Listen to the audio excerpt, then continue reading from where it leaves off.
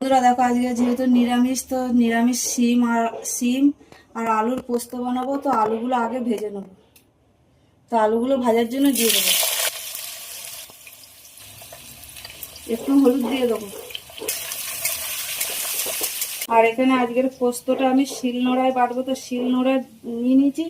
আর পোস্ত দিয়ে দেবো 2 চামচ, কাঁচা লঙ্কা দেবো।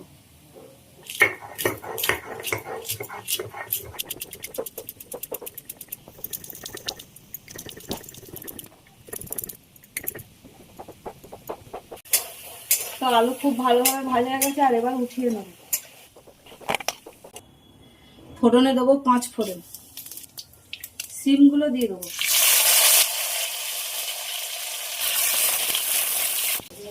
তো পোস্ত বাটা হয়ে গেছে, আর এবার উঠিয়ে নেবো। হলুদ দিয়ে দেবো, নুন দিয়ে দেবো।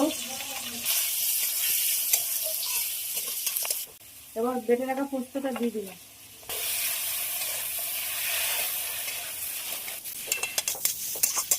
একটু জল দিয়ে দিলাম, শিল ধোয়া জল।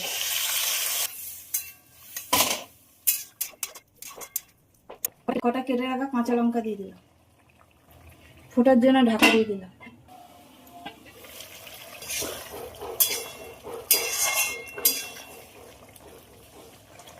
একটু স্বাদ মতন চিনি দিয়ে দেবো। তো শিম আলু পোস্ত একদম হয়ে গেছে, আর ওপর থেকে একটু কাঁচা সর্ষের তেল দিয়ে দিলাম। এবার 5 মিনিটের জন্য ঢাকা দিয়ে দিলাম, তারপর নামিয়ে নেবো।